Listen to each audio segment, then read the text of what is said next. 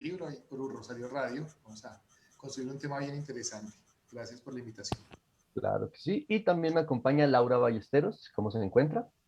Hola Santiago, hola Luis y hola a todas las personas que se están conectando a través de la página de Facebook de la editorial. Muy feliz de acompañarlos en otra emisión de este programa, Las Voces del Libro, de la editorial de la Universidad del Rosario. Listo, pues hoy vamos a estar hablando de un libro muy interesante, vamos a estar hablando de Yagé, del libro Palabras de Remedio y otras historias del Yagé, que en este caso pues no fue publicado por la Universidad del Rosario, fue publicado por la Fundación Literaria Común Presencia, y vamos a tener unos invitados muy chéveres para comentar como toda esta construcción del Yagé y cómo fue construido este libro. No sé si Laura nos puedes ayudar con los invitados del día de hoy. Así es, Santiago. En esta ocasión nos acompaña Carlos Miguel Gómez, profesor asociado de Filosofía y director del Centro de Teología y Estudios Religiosos CETRE de la Universidad del Rosario, quien obtuvo su doctorado en Filosofía de la Religión en la Goethe-Universität de Frankfurt y su maestría en Estudios Religiosos en la Universidad de Lancaster. Es licenciado en Filosofía y en Literatura por la Pontificia Universidad Javeriana de Bogotá y sus principales áreas de investigación están relacionadas con la fenomenología y la epistemología de la religión, así como con las condiciones normativas para el diálogo interreligioso e intercultural y las transformaciones de la religión en las sociedades contemporáneas. Bienvenido, profesor. Muchísimas gracias, Laura, Santiago, a Luis, a Lucho, que veo por ahí. De hace tiempos que no lo veía, a Diego Garzón también por la invitación y por supuesto a Bastián que muy generosamente ha leído mi libro y ha aceptado venir aquí a charlar un rato. Así es, también nos acompaña el profesor Bastián Bosa, profesor titular en la Escuela de Ciencias Humanas de la Universidad del Rosario, donde trabaja desde agosto de 2007, maestro en Ciencias Sociales y doctor en Antropología Social e Histórica de la Escuela de Altos Estudios en Ciencias Sociales de París. Y entre sus intereses principales está el estudio de las varias formas de desigualdades, dominación, los procesos de racialización y los métodos de investigación en ciencias sociales, en particular la combinación de métodos etnográficos y sociohistóricos. Bienvenido, profesor, y gracias por acompañarnos como comentarista en este programa. Bueno, muchísimas gracias a ustedes por la invitación, por todo lo que hacen para la difusión y la discusión de los libros, y obviamente a Carlos Miguel, pues de una vez felicitarlo por el trabajo que ha realizado. Yo creo que es muy importante poder discutir a través de las disciplinas los trabajos que hacemos. Yo no conocía toda esa faceta, a pesar de que somos colegas de su vida a la vez personal e investigativa que ha puesto en ese trabajo. Entonces, pues muchas gracias de nuevo por propiciar ese espacio de diálogo. Yo no sé si soy el mejor comentarista porque ya he hecho toma, pero muy poco conozco, pero de todas formas en el libro, digamos, vamos a verlo a lo largo de la discusión, pues hay muchísimo que se puede discutir. Entonces muchas gracias de nuevo. Bueno, muchas gracias profesores por aceptar la invitación del día de hoy y pues me gustaría que empezáramos como un panorama general del libro, preguntarle a Carlos Miguel cómo nace este proyecto, cómo se construyó el libro y después de que hable Carlos, pues que Bastián nos cuente qué opinó sobre el libro al momento de leerlo. Entonces, Carlos Miguel, te doy la palabra. Gracias, Santiago. Bueno, este libro, que terminó titulándose Palabra de Remedio y otras historias de Yagé, pues es un libro que me tomó más de 20 años escribirlo. Comenzó hace mucho tiempo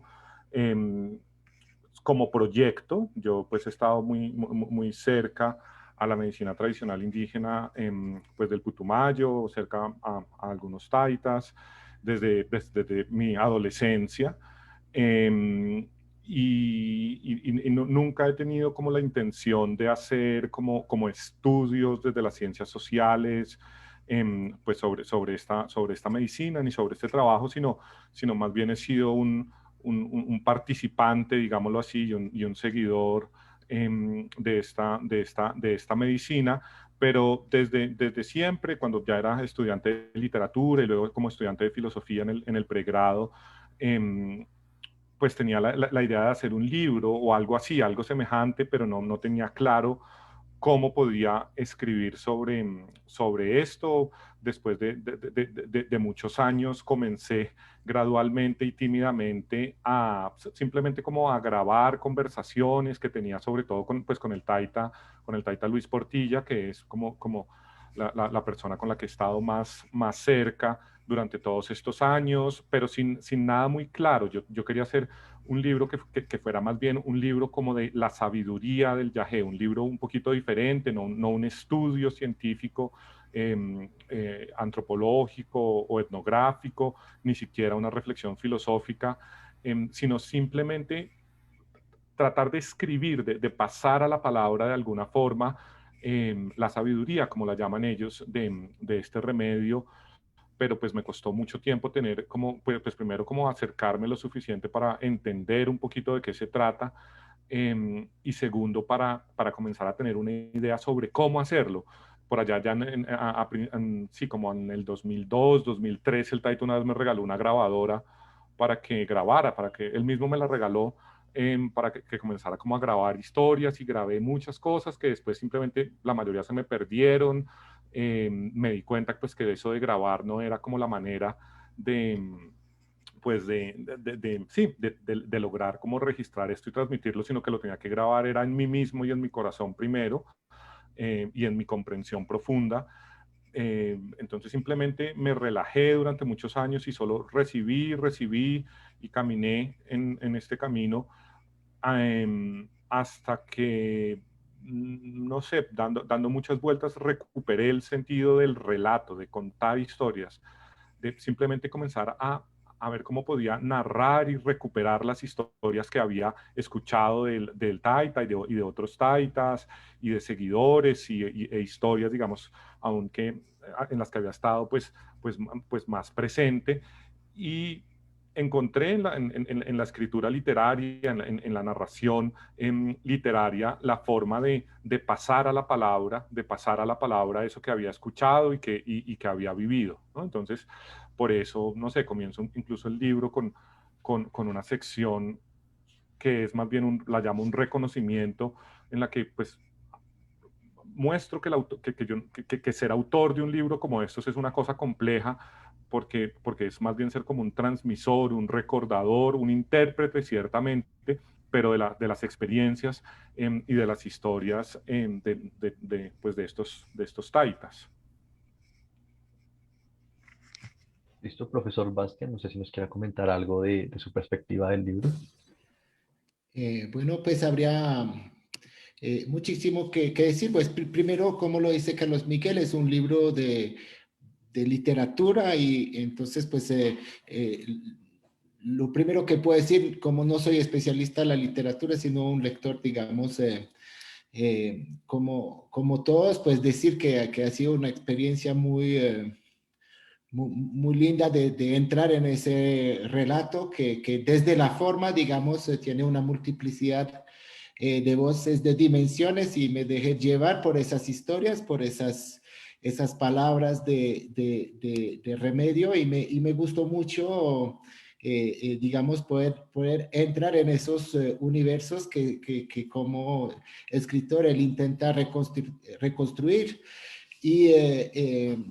Y eso me gustó mucho, justamente no un libro que busca dar el secreto del yagé, sino que brinda restituir perspectivas sobre esas múltiples dimensiones asociadas a esa experiencia particular. Y en eso, pues yo diría que sí me interesó mucho como antropólogo también, digamos, el texto, y aparece la antropología en el libro, digamos, pero en una manera que me parece un poco caricaturizada, o que corresponde a una etapa de la disciplina que ya no es. Y yo siento que la disciplina es mucho más, o debe aspirar mucho más a hacer algo como es ese libro de Carlos Miguel, de ciertas formas. Y yo siento que esos últimos tiempos he pensado mucho en nuestros estudiantes. Nosotros pues no nos formamos a la narración o a la literatura, como si esa dimensión de del trabajo pues fuera algo que se da por sentado. Uno tiene que aprender a escribir, pero escribir, digamos, sin faltas de ortografías, con una escritura que sea la más finalmente transparente, o no puede casi decir que aburrida posible. Y eso en realidad no nos sirve como en relación con el objetivo que tenemos, que es mucho ligado a lo que hay en ese libro, es decir, restituir una diversidad de perspectivas sobre un fenómeno, reconociendo también todos los límites que puede existir en relación con nuestro propio saber. Y yo creo que el libro es muy convincente en eso, digamos, de lo ridículo que podemos parecer cuando somos justamente cientistas, de pensar que somos la gran cosa, cuando del mundo pues muy poco finalmente sabemos, de nuestros propios sentimientos, de nuestras emociones, de nuestras sensaciones. Entonces, no quiere decir que lo que hacemos no vale, yo creo que tiene un valor muy, muy grande también, y es un proyecto, digamos, valioso, este de las ciencias sociales en general. Pero que efectivamente es una invitación a la humildad. Y entonces, digamos que el libro yo lo recomendaría para alguien que quiere, digamos, intentar inspirarse de cómo es que se llega a una escritura de la experiencia, una escritura comprensiva que se pone del lado de las diferentes personas, que no pretende resolver y decir esa es la verdad de lo que sucede. Una escritura hasta a veces confusa, porque la realidad es confusa, un poco como con el remedio, donde uno no sabe bien quién es quién en algunos momentos, o uno cree saber y después uno, leyendo otro capítulo, uno se da cuenta que lo que había interpretado no era tan así, y una escritura que no pretende cerrar la interpretación de manera definitiva, es decir, uno cierra el libro y ha aprendido mucho, porque también yo creo que el libro nos quiere para personas que no conocen muy bien el universo del viaje. Yo creo que sale de ese libro con la sensación realmente de entender mejor, que primero que es un universo complejo y que no es un universo aislado. También eso me gustó mucho del libro, no es un libro que es fuera de contextos, de hecho hay muchos contextos que aparecen, pero está la guerra, está el narcotráfico, está la colonización, están los universitarios, están las clases medias urbanas, es decir, es un mundo que refleja esa riqueza, esas contradicciones, que es el mundo del viaje, pero que también es Colombia. Entonces, en eso, pues ha sido realmente una grata sorpresa poder entrar en ese mundo que conocía parcialmente, pero que era muy desconocido, y yo creo que ese es la tarea de las ciencias humanas en general, ¿sí? Ayudar a los lectores a entrar en mundos que no conocen y salir con una visión un poco más problematizada, complejizada de lo que puede ser esos mundos. Y para no, digamos, hablar mucho en esa primera intervención, solamente decir que toman en serio los mundos indígenas desde acá, no es necesariamente la posición de universitario, porque es también como escritor, pero desde los mundos académicos me parece que es algo muy valioso y que hace falta. Yo creo que toda esa riqueza que hay en el sur del país, pero en todas las regiones de Colombia hay otras sabidurías que han sido descartadas, que han sido ignoradas, pero me parece muy valioso eso. De acuerdo, yo creo que sería interesante que el profesor Carlos Miguel y eventualmente el profesor Bastián, con la experiencia de haber ya consumido el yagé, nos cuenten un poco del contexto de esta planta, pero específicamente del yagé y las implicaciones que tiene esta planta sanadora para temas relacionados al alma y al cuerpo. Yo quisiera que el profesor Carlos Miguel nos contextualizara un poco sobre esta planta y esas implicaciones que tienen específicamente para esas dos áreas, y cómo eventualmente el profesor Bastián pues tuvo ese acercamiento a la planta y cómo fue su experiencia, y si de alguna manera también lo vio relacionado con estas dos características y particularidades con las que ancestralmente se relaciona la planta del yagé. Profesor Carlos Miguel. Gracias, Laura. Pues sí, de pronto para los, pues, hoy en día ya el yagé es una medicina pues pues muy conocida y muy, a veces conocida superficialmente al menos, o a veces muy mal interpretada y mal utilizada también.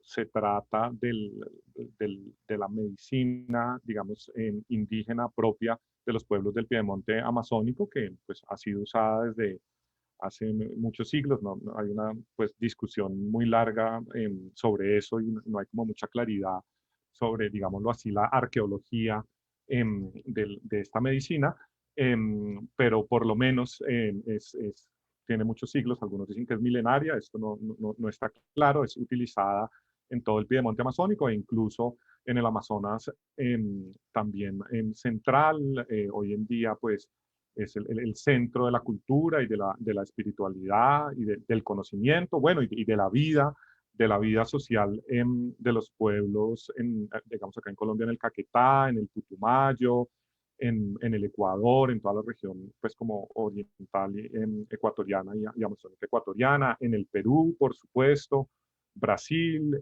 y también la parte amazónica de Bolivia, digamos, es una medicina como panamazónica. Por supuesto, en el Amazonas, pues hay otra serie de plantas sagradas, de plantas de conocimiento, pero el yagé pues es muy importante. La bebida como tal, la bebida que llamamos yagé, se prepara pues de dos plantas, no es una sola planta, es el yagé, que es el bejuco, ¿no? El ayahuasca se llama, ¿no? En quechua, ¿no? El nombre ayahuasca es interesante porque haya es como el alma o como los espíritus o como los muertos, y huasca es la huasca es un bejuco, ¿no? Un lazo. Es el lazo o el bejuco de los espíritus o de los muertos.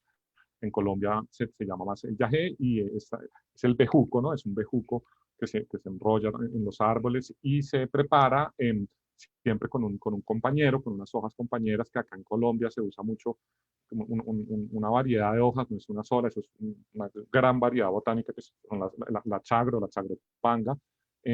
Ya en Perú, ¿no? Y en unas partes de Ecuador utilizan otros compañeros, la chacruna, ¿no? Y de estas dos plantas se prepara el bejuco, que es ciertamente la finalidad principal, es una finalidad médica, pero pues lo que significa médico ahí pues es un poquito diferente de nuestro concepto de la medicina, ¿no? Se trata pues como un poco los taitas que yo he escuchado, ¿no? Dicen la medicina del espíritu o la medicina del alma, con la idea de que toda enfermedad física tiene una base espiritual y una base también social y una base en las relaciones de las personas con su comunidad, con la naturaleza, consigo mismos. Y la práctica, digamos, ritual de la medicina, esto es un remedio pues que necesariamente requiere de la presencia y la conducción de un sabedor, de un médico indígena, de un taita, ¿no? Los llamamos taitas hoy en día, es como la denominación más extendida para estos médicos. El uso de la planta pues es guiado por un taita pues que a través de su conocimiento, de su sabiduría espiritual, conduce la medicina, se reza la medicina para un propósito, para la sanación de las enfermedades, o dependiendo de las necesidades pues, de la persona. Hoy también en los contextos como yageceros hoy en día también se llama pacientes a las personas que van a tomar el remedio. Y bueno, hay toda una ceremonia o algo semejante a una ceremonia no unificada, no institucionalizada. Este tipo de prácticas no están como codificadas, no hay como una liturgia, ni una mitología unificada, ni una doctrina unificada detrás de ellas, porque pues además son usadas por pueblos muy distintos, con lenguas distintas y con historias distintas, que comparten el uso de esta medicina, ¿no? Y ciertamente en Colombia, por lo menos desde los años 90, yo creo que en esto, pues, como la Constitución del 91 y todo el movimiento, digamos, de recuperación y de revalorización y de lucha por los derechos de los pueblos indígenas a partir de la Constitución del 91, condujo también a que los taitas comenzaran a salir a las ciudades y a que gente de las ciudades comenzara a interesarse por esta medicina, inicialmente mucho en círculos de artistas, de escritores, de intelectuales, de universitarios, y gradualmente se ha ido extendiendo a, digamos, a todas las clases sociales en realidad en zonas urbanas de Colombia que recurren pues al yagé con distintos propósitos, ¿no? Y con distintas búsquedas. Generalmente en Colombia por lo menos se ha mantenido el sentido de que se trata de un remedio, de que se trata de una medicina, y la gente va buscando pues alivio a sus dolencias de distinto tipo, ¿no? Físicas, enfermedades que tal vez en los hospitales pues no son fácilmente curables. Esto también, algo muy interesante del yagé es que sí, es una de esas medicinas de los pobres, digámoslo así, es medicinas de la gente que, no, que muchas veces no tiene recurso a otros tratamientos, o que debido al sistema de salud pues deficiente y con poca cobertura en muchas regiones, pues van en búsqueda de la sanación a través del taita, ¿no? De problemas de todo tipo, de problemas psicológicos, de problemas de adicción a las drogas. Es muy común ver a mamás llevando a sus hijos drogadictos o con ciertos problemas a donde los taitas, a que los acomoden, como dicen, como se dice en ese mundo. Gente sí, con muchas enfermedades se encuentra uno ahí, ¿no? Profesor Bastián.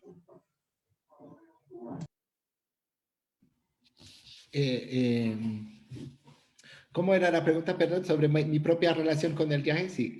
Sí, yo creo que lo interesante que incluso nos plantea el profesor Carlos Miguel, un poco con la historia y con las bases de la medicina tradicional, ya que es como igual se vincula de manera particular y diferenciada en distintos grupos sociales, en distintos momentos también, dependiendo pues las particularidades por las cuales las personas se interesaron y de alguna manera llegaron a esta medicina. Entonces quisiéramos, ya que contamos con su experiencia, pues que nos contara un poco cómo fue esa relación y eventualmente si también se enmarcó en este proceso un poco más tradicional en donde está el taita como representante para poder hacer todo el protocolo relacionado a la sanación del cuerpo y el alma. Sí, pues lo primero que quería decir es, yo como, digamos, persona que ha tenido experiencias con los pueblos indígenas, más que todo mi experiencia ha sido con los pueblos de la Sierra Nevada. Entonces es otro mundo, también con, digamos, un trabajo espiritual muy impresionante y que digamos, poco desconocido o valorado, digamos, y que no ha tenido, o menos, aunque hay también personas que van a ver mamos para hacer esos trabajos de curación y trabajos espirituales, pero de la parte amazónica, pues muy poco conozco. La vez que tomamos viaje fue en el marco de una actividad que se hizo con la Escuela Intercultural de Diplomacia Indígena, EIDI, que ya ha publicado varias experiencias, digamos, de los trabajos realizados en las comunidades, y esta vez será en el Valle del Sibundoy, en el Putumayo, donde después de la actividad, digamos, hubo una toma con una maestra Inga que nos había, digamos, organizado ese trabajo como parte también del proceso que se hacía, pero digamos que es muy poco y conocía más por amigos que sí han hecho parte, digamos, de esas dinámicas. Pero yo creo que Carlos Miguel logra en su trabajo restituir mucho justamente esos modos diferentes de llegar al viaje, de la complejidad también de la relación que tienen las personas con esa medicina. Y un poco, digamos que la diferencia con un trabajo etnográfico es que el autor está presente todo el tiempo a lo largo del texto, y sabemos que ese texto no existe sin su trabajo, pero deja más como algo secreto, dónde es que es él directamente o cuál ha sido el trabajo de investigación. Sabemos que hay un trabajo de investigación, no tenemos que llamarlo investigación, pero es un trabajo largo de, como lo ha dicho, de pronto 20 años de experiencias para escribir, que de pronto él no lo vivía como un trabajo de campo en sí mismo, pero podemos decir que eso es el trabajo de campo, es entablar lazos de confianza, de amistad con personas y después intentar restituir algo de lo que uno ha entendido a lo largo de esos años compartidos con personas y no solamente con los taitas, porque vemos que también le interesa pues todas las personas alrededor, las familias,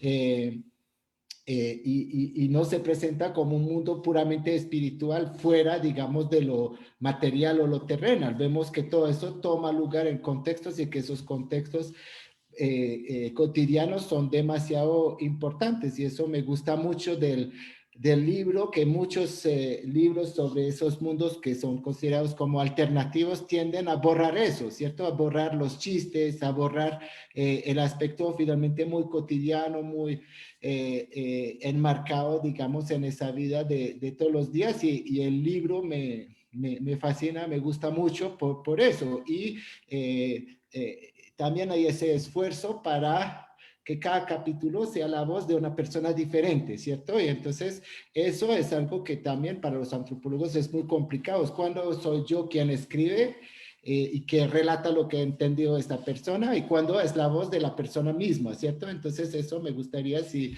Carlos Miguel puede hablar un poco de ese desafío de escritor, pero que es un desafío central, yo siento, para los antropólogos y muy pocas veces lo hablemos, ¿cierto? Entre mi voz como el que vio eso, el que compartió, que analizó lo que sucedió y la voz de esa persona que al fin del cabo yo intento, digamos, si puede ser una antropóloga joven, puede ser un misionero a inicios del siglo XX, puede ser el hijo del taita, puede ser el taita mismo.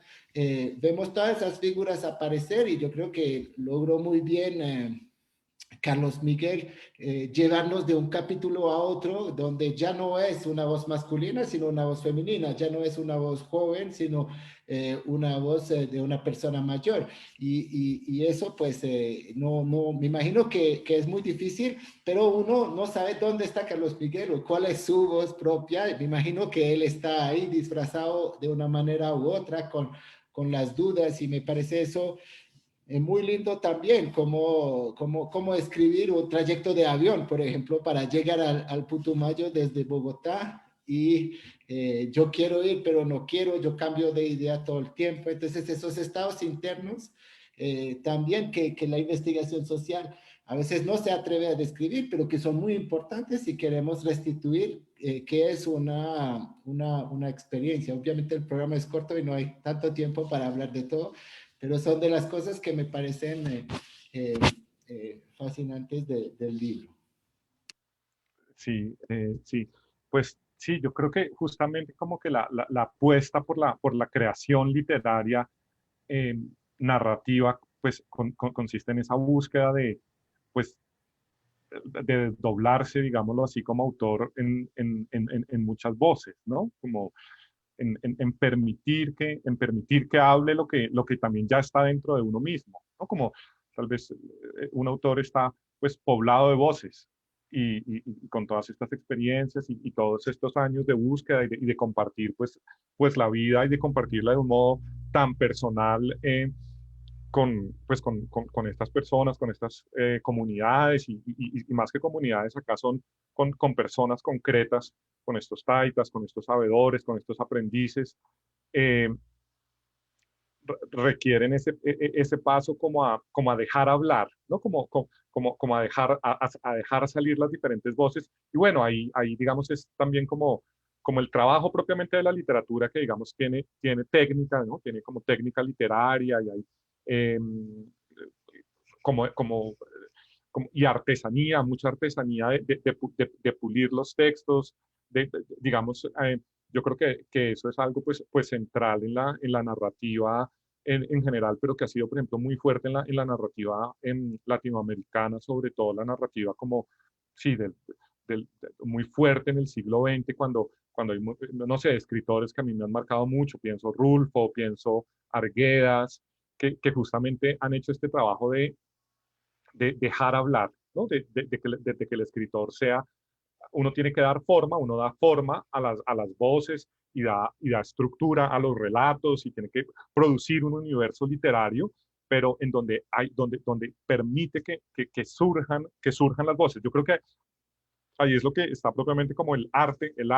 literario, ¿no? El arte en la literatura. Y no sé, como en mi experiencia de escribir este libro, había siempre como un límite no muy claro entre lo que es recordar, entre lo que es crear, entre lo que es dejar hablar, ¿no? La creación literaria no es como inventar algo que no existe, sino, no sé, no sé cómo decirlo, como un permitir que algo hable a través del escritor, ¿no? A veces el escritor es más como un canal o como un puente que se ejercita para dejar salir las voces y encuentra los recursos digamos, en el lenguaje, en el uso del lenguaje narrativo para hacer eso. Eh, por eso, no sé, ahí es donde he encontrado como en la literatura y en la escritura literaria la forma de decir lo que no se puede decir de otra forma, ¿no? El recurso como a las metáforas, a las imágenes, las tensiones mismas que pueden producir como los diálogos entre los personajes, en tratar de presentar la experiencia. Yo creo que lo que señala Bastián, eh, pues me parece a mí que ha sido como uno de los esfuerzos centrales y como también pues como de las ideas que me han guiado en la escritura del libro, y es desde la experiencia, ¿no? Es dejar hablar la experiencia o encontrar formas de transmitir la experiencia mía y de otros, pero también en un punto que ya no hay mío y de otro, que ya no hay como, sí, como, en ese sentido la narrativa es como una especie como de, no ruptura del yo, pero sí uno sale de uno mismo, ¿no? O sea, como dónde está Carlos Miguel, como cuál es la voz de Carlos Miguel, pues todas las voces, o sea, el escritor está como lleno de todas esas voces. Eh, muchas veces yo reconstruyo a veces historias que, o sea, por ejemplo, los primeros relatos que son relatos de los maestros del Taita Luis, ¿no? Son las historias que él me contaba sobre sus maestros, es decir, el Taita Keroin Yokuro, un Siona del río Orito con el que él aprendió, y eso debió haber sido por allá en los años 50. Entonces, estas son historias como de taitas de principio de siglo, y el papá de él, Patricio Yokuro, que eran como unos taitas muy importantes en el Putumayo, como grandes sabios muy famosos y muy reconocidos, como lograr entrar en la vida de ellos, como lograr entrar en la experiencia de ellos para un poquito como desde adentro contarlo. Ese proceso yo no sé bien cómo ocurre, es como el proceso de la creación literaria, es como una especie como entre eh, como entre una empatía imaginativa o algo así, ¿no? Como de reconstruir a partir de la propia experiencia, de saber lo que se siente estar enfermo, de saber lo que se siente ser sanado por un taita, de saber lo que se siente pasar esas pruebas, de saber lo que se siente pasar por todos esos niveles de conciencia con esta medicina, y luego darle sentido a las historias que ellos me cuentan, ¿no? Pero reconstruyéndolas desde mi propia experiencia. O sea, yo creo que ahí es para la pregunta de Bastián no como de cómo crear las voces o dejar que las voces hablen. No sé, tiene que ser a partir de la propia experiencia del escritor, que logre darle sentido a lo que ha escuchado y poderlo transmitir, ¿no? Pero no es tampoco muy claro para mí, pero porque es como un proceso, como, no sé, como en el arte mismo de trabajar el texto, de sentarte a escribir, hay como intuición en eso, o sea, como algo que pasa, como creatividad, ¿no? Creatividad. Bueno, profesor, muchas gracias. Vamos a ir a la primera pausa del programa del día de hoy. Recuerden seguirnos en las redes sociales. En Twitter estamos como @editorialur, y en Facebook y en Instagram nos pueden encontrar como @editorial_UR. Esto es Voces del Libro, ya volvemos.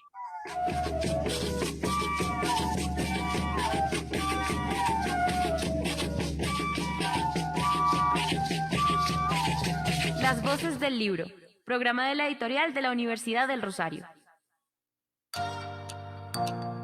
Rosario Radio, 5 años generando contenidos en ciencia, cultura y educación.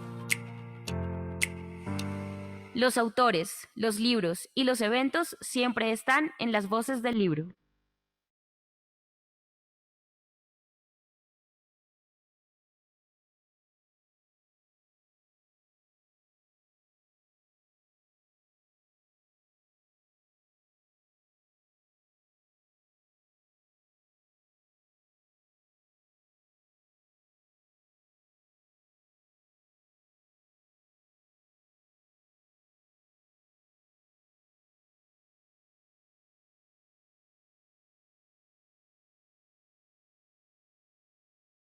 Volvemos con la segunda parte del programa del día de hoy de Voces del Libro. Recuerden que estamos con el libro Palabra de Remedio y otras historias del Yagé. Luis, te doy la palabra. Gracias. Hola Carlos, qué bueno verlo después de tanto tiempo. Compartimos Lucho, ¿qué más? academia en la Facultad de Filosofía, profesor Bastiani. Bueno, a todos. Me ha gustado mucho la charla.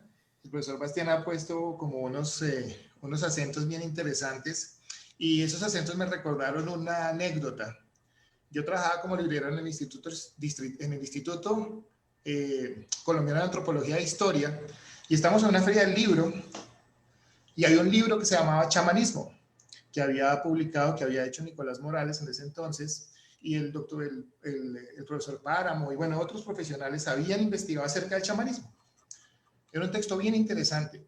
Yo por esa época estaba tomando yagé también, estaba tomando remedio con taitas. Tomé el remedio durante 5 años y en esa oportunidad llegaron unos indígenas del Valle del Sibundoy, unos sionas, y cogieron el libro y lo empezaron a mirar y se reían. Y leían y se reían. Y entonces pues a mí me pareció como simpático. Entonces me acerqué a ellos, ¿no? Y les dije, ¿qué les pareció el libro? Entonces se rieron, me miraron y me dijeron, es que no entendieron. Y entonces yo quedé como, porque a mí me parecía que había un trabajo bien interesante, ¿no? Esa mirada del antropólogo, de captar la experiencia, de entender sobre todo, ¿no? De entender, ¿no? Entender, ¿no? Pero sin embargo los indígenas decían no entendieron. Y entonces muchas veces estamos aquí como en entender y entender y entender, y resulta que en el libro de Carlos Miguel no se entiende nada, ¿no? Porque su pretensión creo que no es hacer entender algo, sino más bien hacer sentir algo. Y hacia allá va la pregunta, porque es que hay algo que es muy importante dentro de la toma del yagé, que es la pinta del yagé. Pero es que la pinta del yagé es absolutamente, está fuera de todo concepto lingüístico. No se puede narrar una pinta del yagé. Me pueden decir como, ¿pero qué viviste? Yo, pues no sé, tal vez te digo un par de cosas. Puedo narrar otras, puedo pintar otras, inclusive en el texto, para los que lo vayan a comprar o lo revisen después, hay un intento de dibujar con palabras, que me pareció maravilloso, ¿no? Se dibuja con palabras y además se dibuja con letras y palabras como si se estuvieran haciendo estas cositas de chaquiras que hacen los indígenas del Putumayo, ¿no? Yo decía, vea qué interesante, ¿no? Porque es meterse en otros lenguajes, meterse en otro mundo para tratar de proyectar lo que yo sentí, no lo que entendí, porque poco y nada entendemos del mundo indígena y de la cosmogonía indígena. Entonces yo quería saber cómo fue ese proceso de traducción que tuviste que hacer para hacernos sentir a través de las palabras, eso que tú vivías en el remedio, ¿sí? Sobre todo con algo tan poderoso como es la pinta, además porque intuyo que también dibujaste, sino que eso no lo metiste allí. Dibujaste, pintaste cosas, porque lo dicen por ahí algunas de las voces que se están confundiendo unas veces con otras. ¿Cómo fue todo ese proceso? ¿Cómo el cuerpo recibe toda esa información y puede después brotarla a través de la escritura, que es bien difícil? ¿Cómo fue eso, Carlos? Sí, pues por eso es que me demoré más de 20 años para poder ahí como medio balbucear alguna cosa. sí, o sea, justamente eso es el reto, ¿no? Ese es o sea, el reto o sea, para mí la literatura surge es cuando, ante lo que no se puede decir, ¿sí? O sea, cuando hay esa tensión entre lo que uno no se puede quedar callado, pero que tampoco puede decir en palabras, y entonces ahí nace el poema, ¿no? Esa es esa tensión, ¿no? De decir el silencio, de decir lo que está más allá del lenguaje, decir lo que rebasa lo conceptual, eh, la que es como el reto y la que era como pues digamos, el estado constante durante la escritura y durante el trabajo y durante también las tomas de remedio en las que pensaba en el libro y en las que iba como escuchando las historias, construyéndolas. Pero yo creo que hay algo que sí es muy propio del remedio de esta medicina, y es que sí es una medicina de la comprensión. O sea, yo no he tratado como de hacer entender a otros la medicina. Para mí, por eso yo digo como que esto no es antropología, o no, perdona, Bastián, si la estoy como caricaturizando, o no es como ciencia social en el sentido en que yo no estoy como estudiando un fenómeno, ¿sí? No es como que ahí está el fenómeno y yo quiera como analizar el fenómeno, entenderlo, decir algo del fenómeno, establecer relaciones o explicar. No, sino más bien entender a través de la medicina. Es lo que uno entiende a través de la medicina. La medicina hace entender, da conocimiento, es una planta de conocimiento, es una forma de conocimiento. Enseña a mirar el mundo y a mirarse a uno mismo de cierta manera. Entonces, es como lo que yo trataba de mostrar era lo que se ve a través del remedio, no no mirar la práctica como desde afuera, mirándola para ver eso qué es, o no, cuáles son como las relaciones entre la gente que está, o algo, no, porque yo no he estado ahí nunca con esa pretensión, sino más bien como una persona que está, pues en mi caso particular, pues buscando yo también algo. Yo pues he sido más bien como un buscador de la sabiduría también, y yo creo que el remedio pues es una planta, sobre todo una planta de sabiduría, ¿no? Yo he escuchado una y otra vez, por ejemplo, a mitad de tal, y decir, no, esto es nuestro libro, ¿no? Esto es nuestro libro. Así como otra gente le dieron otras formas de conocimiento, a unos les dieron la Biblia, a otros les dieron otra cosa, no, a otros les dieron la ciencia. Esta es nuestra ciencia, esta es nuestra sabiduría. Entonces, si uno va a estudiar ciencia, por ejemplo, si uno va a estudiar una ciencia occidental y va a la universidad, pues uno no hace sociología de la ciencia, a menos que su ciencia sea la sociología, ¿cierto? Sino si hace física, pues lo que aprende es a ver el mundo como lo ve un físico, a entender el mundo físicamente, ¿cierto? Si hace sociología, pues hace otra cosa.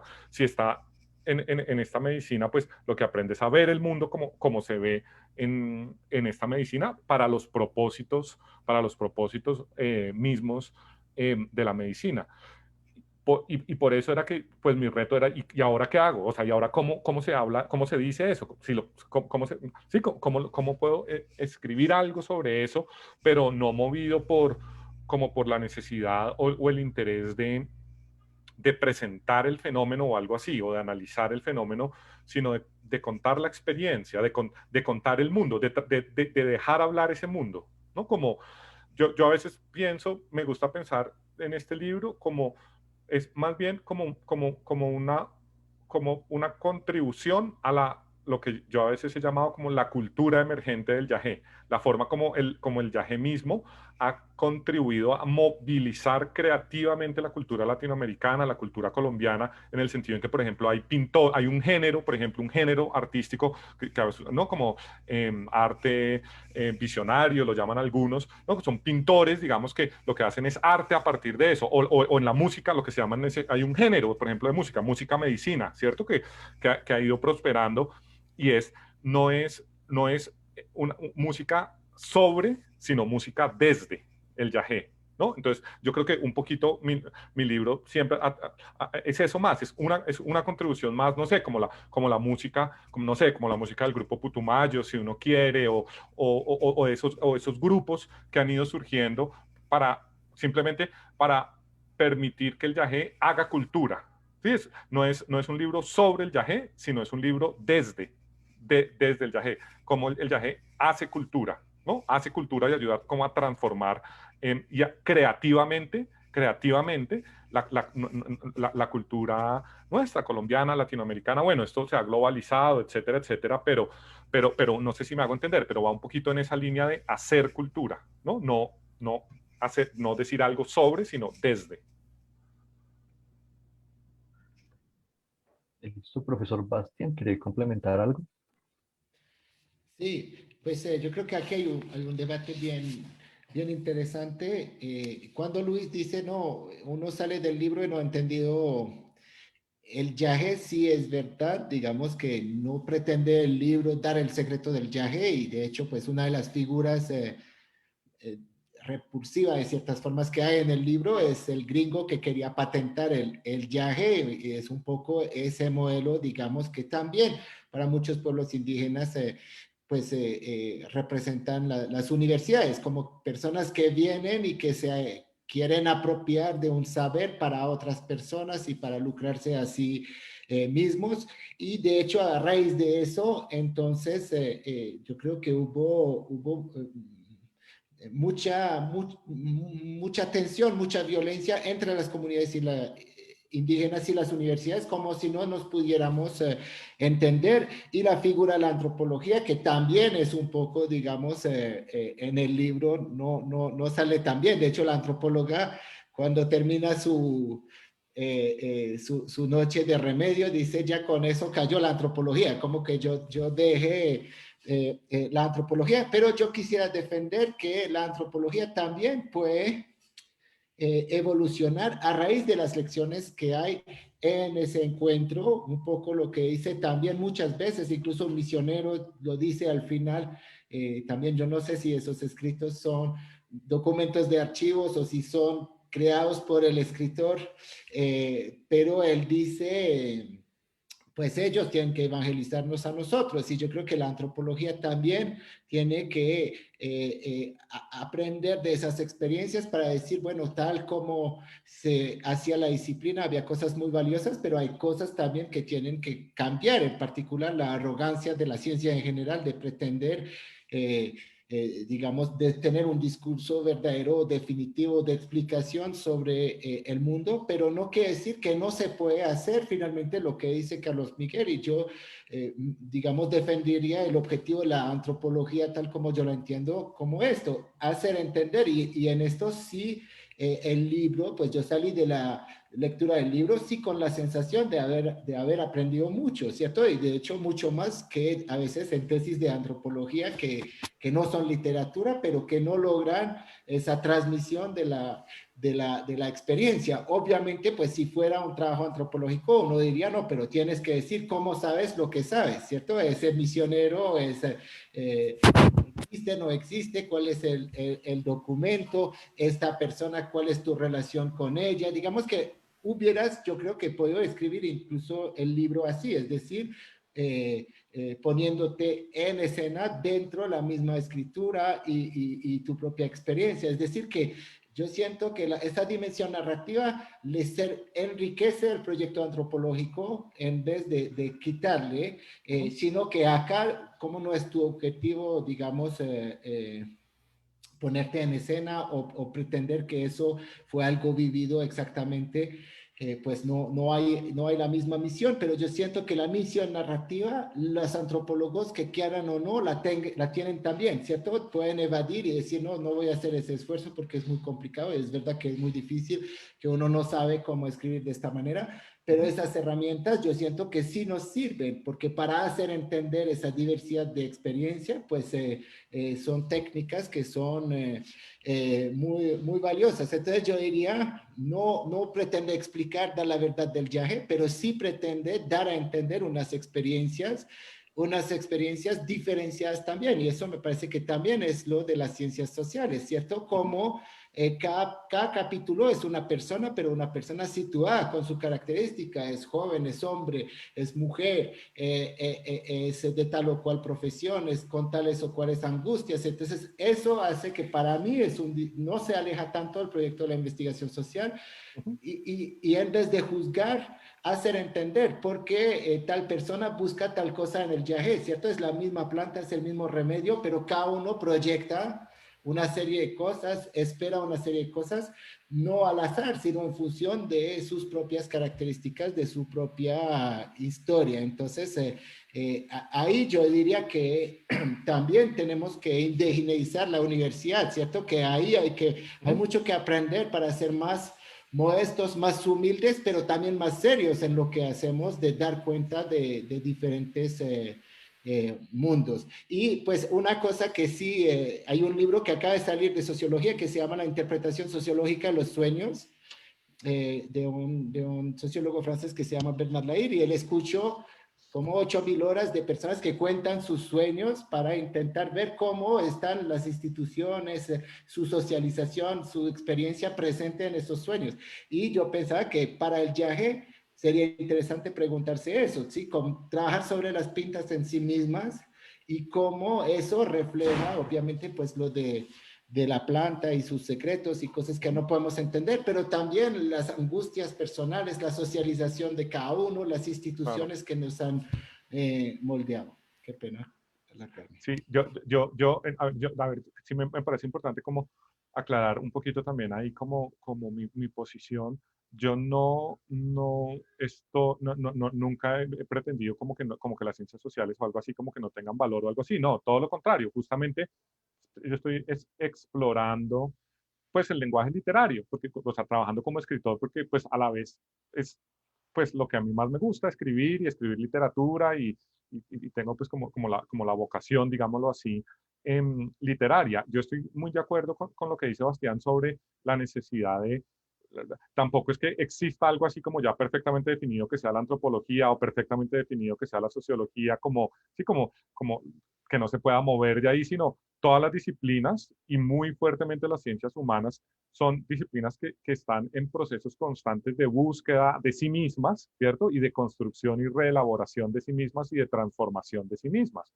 La expresión que usó Bastián como de indigenizar en la universidad, pues para mí ha sido siempre también pues como como una idea guía en mi trabajo, ¿no? Que cómo hacer, cómo hacer una ciencia intercultural, cómo el diálogo intercultural puede ser la base de la comprensión intercultural, ¿no? Yo llamo a eso más como hermenéutica intercultural, pues ya como, digamos, en mi parte de trabajo, ya más como, digamos, como filósofo, pero que por supuesto está también detrás de todo este proyecto de este libro, ¿no? Esos personajes que salen en mi libro, como la antropóloga, es una estudiante de antropología, ¿no? Que cuenta Bastián que al final dice, no, se me cae la antropología como un ropaje viejo hacia los pies, o hay otro que es un psicólogo, ¿no? Un terapeuta que ha estado también años tratando de aprender a utilizar el viaje y utilizarlo con sus pacientes y que también está en conflicto constante entre el saber, digamos, psicológico que ha aprendido y su propia ignorancia de sí mismo que le revela el Yagé, o en el cuento La vida secreta de Abelardo, que hay un historiador, ¿no? Un historiador recuperando, pues, unos fragmentos de este Fray Abelardo, que sí, pues es un personaje literario. Entonces, no es tanto como esos personajes, pues son parte mía como, pues como un académico, como un filósofo, como un profesor universitario con formación académica que está constantemente, digamos, pues puesto en cuestión yo mismo, ¿no? O sea, la antropología dentro de mí o la historia dentro de mí, la psicología dentro de mí, la filosofía dentro de mí, ante la experiencia del misterio y ante el desconocimiento profundo de uno mismo y ante la búsqueda de comprensión de uno mismo, en la búsqueda de la sabiduría. Entonces, no es tanto como simplemente como una posición como crítica frente a las ciencias sociales, no, sino es una cosa para mí mucho más personal pues, de la falta de integración en la que solemos vivir los académicos que a la vez estamos, por ejemplo, en una búsqueda espiritual o que estamos en contacto con otras formas de conocimiento o con otras formas de sabiduría.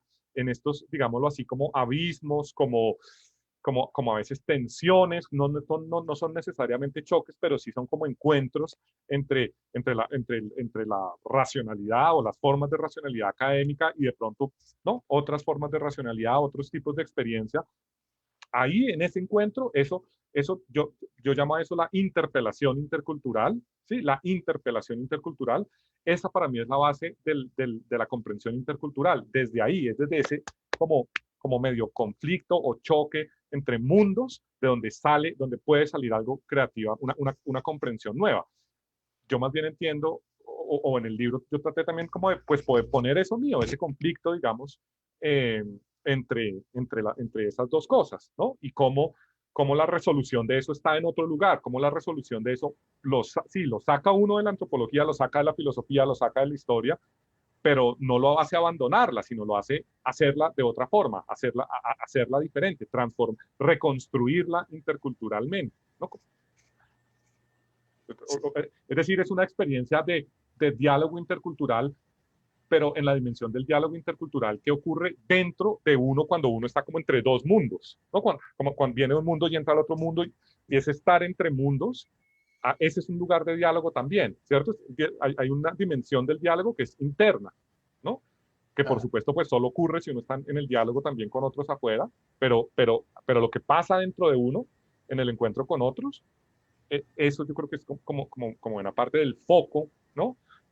O uno de los focos centrales del libro, pues porque ha sido como un proceso vital mío que pues, he querido tratar de entender yo también. O sea, Lucho dice que uno no entiende, yo sí estoy comprometido con entenderme, pero entenderme a mí y entender la vida y qué hacemos aquí, ¿no?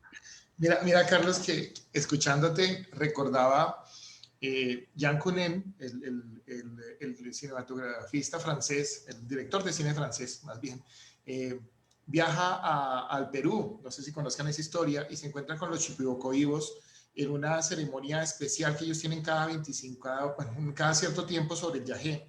Y termina siendo un documental bien interesante que es precisamente eso, la conexión de dos mundos. Él llama a ese documental Other Worlds, otros mundos. Es muy interesante el documental y empiezan a hacer él con su maestro, pues porque cada uno tiene como su taita, su chamán que está ahí, empiezan a desarrollar el documental, pero tiene una deriva creativa bien interesante, porque Jean Cunen dirige una película que se llama Blueberry, basada en un cómic francés de un policía en el oeste norteamericano, de un sheriff del oeste norteamericano, que traducen muy mal en Colombia como en el mercado latinoamericano como el renegado, pero utilizan toda la tecnología, ¿sí? Para mostrar, por ejemplo, una pinta de yagé a través de la animación 3D.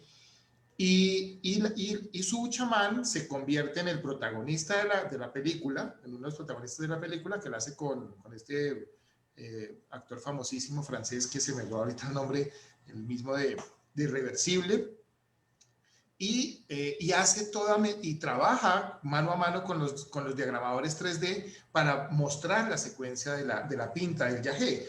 Entonces, claro, son dos mundos que se cruzan, dos mundos que se interpelan mutuamente, y en esa interpelación sale ese entendimiento, lo que queramos hacer, o más bien esa experiencia produce algo, y en esa producción de la experiencia es que nosotros llamamos a esa vaina entendimiento. Yo no sé si eso es entendimiento o no es entendimiento, pero en esa explosión es donde nosotros empezamos a conocer cosas, y lo que hace es que nos vemos afectados como cuerpos.